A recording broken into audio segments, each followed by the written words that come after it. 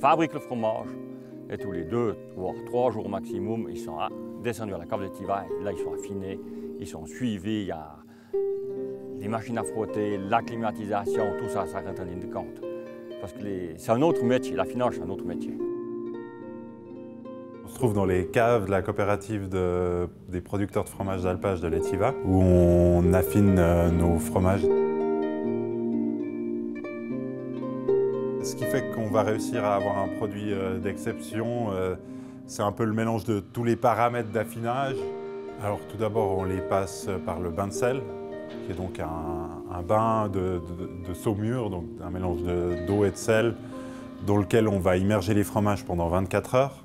On met nos fromages dans une partie qu'on appelle les frais ou les sels, où ils vont être encore frottés pendant 4 jours.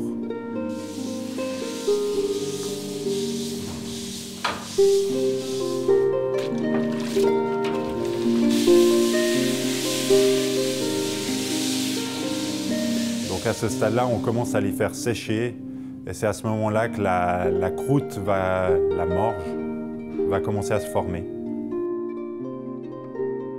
Les fromages d'Étiva vont passer ici au minimum 5 mois avant d'être commercialisés.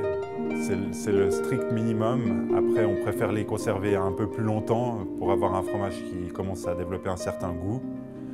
Et pour des fromages très vieux, comme on a devant nous ici, elles peuvent rester jusqu'à 24 mois.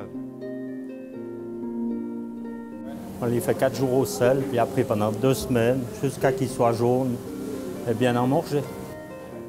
Ici, le 19, c'est le numéro du producteur et le numéro de la pièce, le 80e fromage fabriqué. L'art de l'affinage, c'est de savoir quel lot est plutôt fait pour être dégusté jeune, et quel fromage va plutôt être un fromage de garde qui va donner vraiment tout son potentiel en étant gardé 14 mois ou plus. Ici, on est quand même dans des alpages qui peuvent monter jusqu'à 2000 mètres. On a une typicité de la flore qui se retrouve après dans le fromage. C'est un plaisir, c'est une fierté de travailler avec des gens qui ont autant de conviction dans leurs produits.